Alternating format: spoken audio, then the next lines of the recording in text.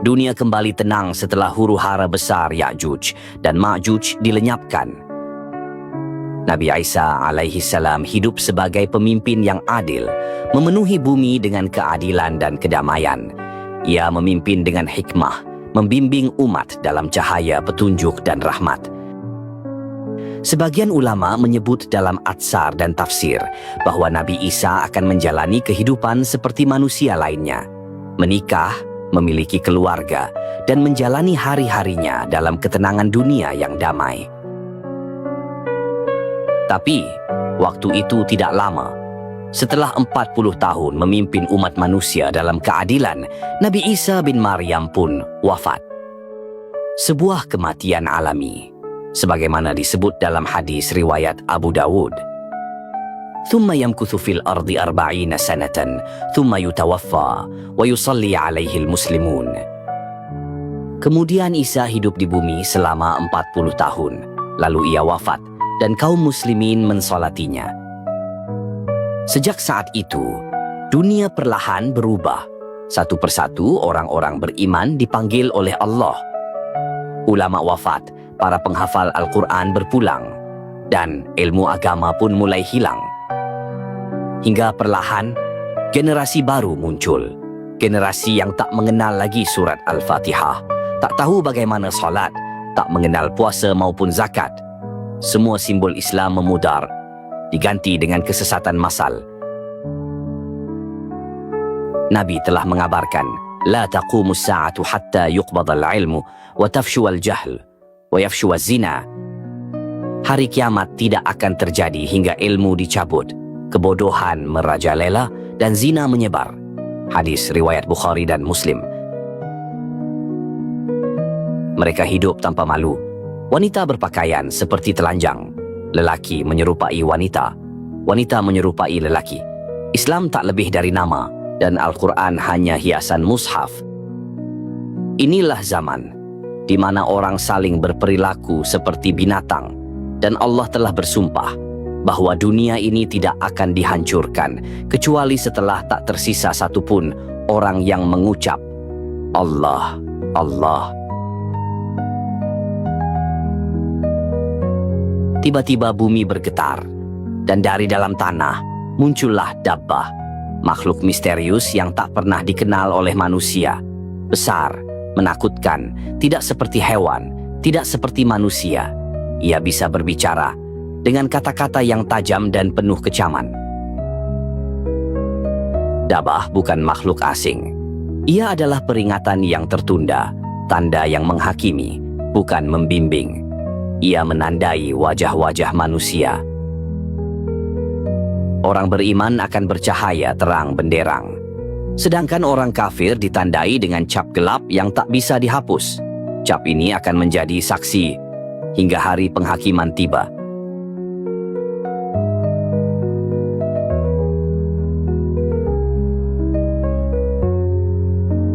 Dan kemudian, di suatu pagi yang tak pernah diduga, dunia berubah untuk terakhir kalinya. Manusia menunggu mentari dari timur, tapi hari itu, matahari terbit dari barat. Orang-orang terdiam, lalu mereka menangis, sujud, beristighfar, tapi semua itu terlambat. Pintu taubat telah ditutup selamanya. Yang dahulu mencela agama kini mengakuinya. Yang dahulu sombong kini sujud dalam penyesalan.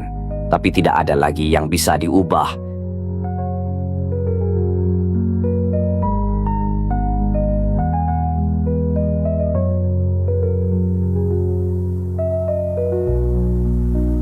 Maka saat itulah Allah mengirimkan angin lembut dari arah Yaman. Angin yang tidak terasa dingin, tidak pula menyakitkan. Namun, siapapun yang di dadanya masih tersisa seberat biji sawi iman, ia akan tersungkur dalam tidur abadi.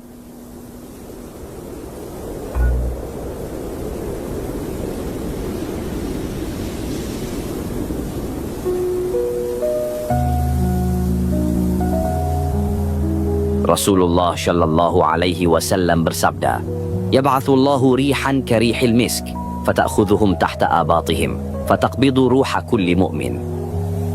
Allah mengirimkan angin seperti aroma misik, lalu Ia mengambil nyawa mereka dari bawah, ketiak-ketiak mereka, dan mencabut ruh setiap mukmin. Hadis riwayat Muslim.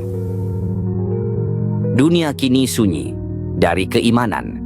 Tak ada masjid, tak ada sujud, tak ada kalimat Allah yang terucap. Seluruh kaum mukmin telah diwafatkan. Yang tersisa hanyalah manusia-manusia terburuk, kafir, durhaka, dan rusak secara total. Mereka tidak mengenal halal dan haram. Mereka tidak menegakkan keadilan, tidak pula menghargai hidup. Dunia menjadi panggung dosa dan kebiadaban. Maka ketika bumi benar-benar tidak menyisakan iman, ketika tidak ada satupun hamba yang menyeru namanya, tak ada salat yang ditegakkan, tak ada zikir yang diucapkan, inilah saatnya kiamat akan dimulai.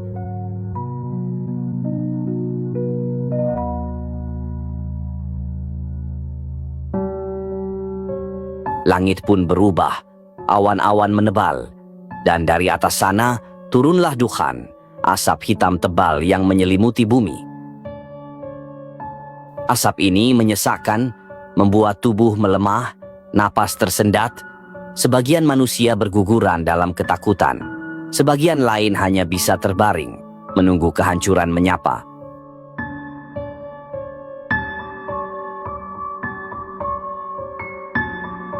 Lalu bumi pun bergetar, 3 kali dengan guncangan yang belum pernah terjadi sepanjang sejarah.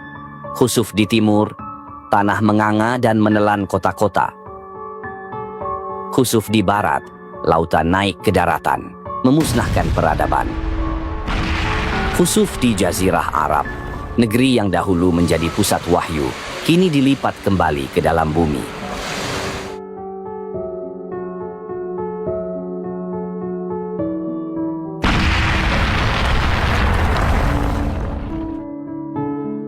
Dan dari selatan bumi, muncul api raksasa, membakar, menggulung, dan menggiring seluruh manusia ke satu tempat.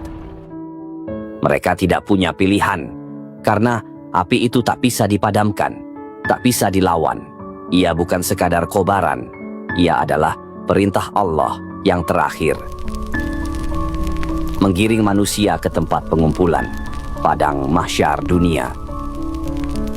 Nabi Shallallahu Alaihi Wasallam bersabda, "Wa akhiru dzalika narun takhruju minal Yaman, tatrudun nasa ila mahsyarihim."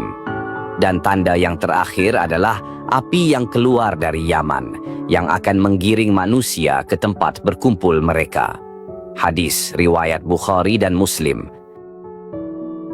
Dunia telah kehilangan semua bentuk kehidupannya, tanah telah retak, langit telah rusak, manusia telah digiring ke ujung takdirnya.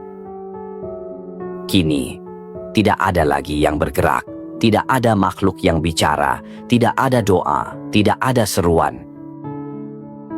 Dan pada titik inilah, segala sesuatu diam, menunggu satu perintah yang akan memutus seluruh kehidupan.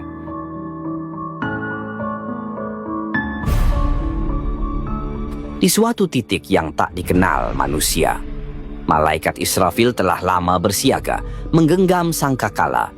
Wajahnya menghadap arsy, matanya tidak berkedip, telinganya menanti titah dari Rabbul Alamin.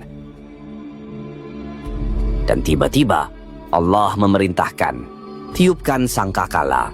Dan ditiuplah sangkakala, maka matilah siapa yang di langit dan di bumi, kecuali yang dikehendaki Allah. Quran Surat Az-Zumar ayat 68.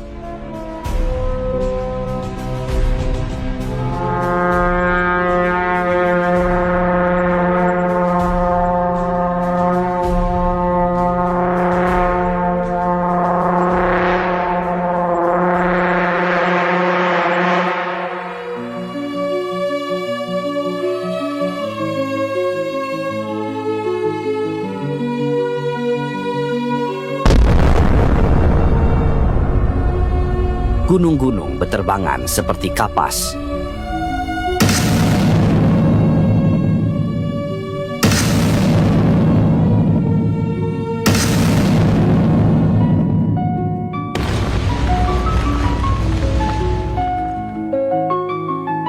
laut tumpah ruah, menghanguskan daratan.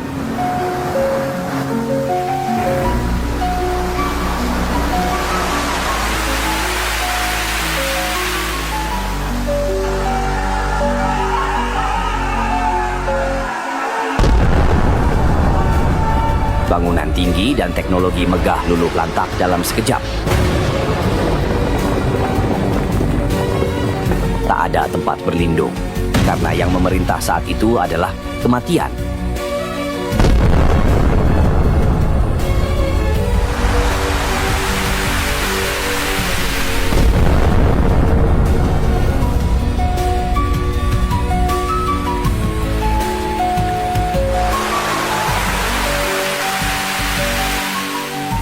Semua manusia mati, semua jin pun mati, semua hewan, tumbuhan, makhluk langit habis.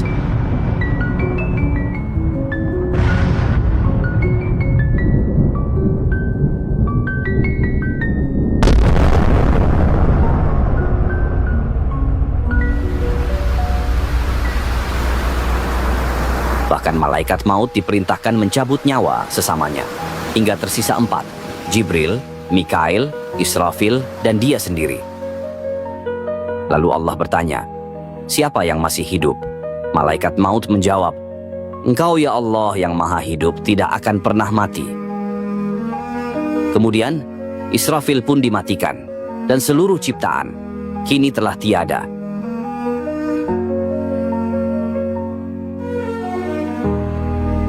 Setelah kematian terakhir terjadi, segala sesuatu kini benar-benar hening. Tak ada satu pun yang bergerak, kecuali Allah. Dialah yang maha hidup, yang tidak pernah mati. Allah menyeru dengan suara yang agung, Limanil mulkul yauma. Kepunyaan siapakah kerajaan pada hari ini? Tidak ada jawaban, karena memang tidak ada siapapun yang tersisa untuk menjawab. Lalu Allah sendiri menjawab, Lillahil wahidil qahari. Kepunyaan Allah yang Maha Esa, lagi Maha Perkasa.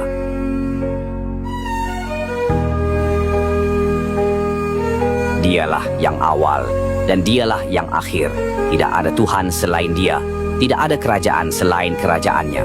Inilah saat seluruh makhluk ditampakkan kecil, fana, dan tidak berdaya di hadapan Zat yang kekal dan mutlak, Allah Azza wa Jalla. Dunia yang dahulu dipuja-puja, kini hanya debu tak bernyawa dalam ruang hampa.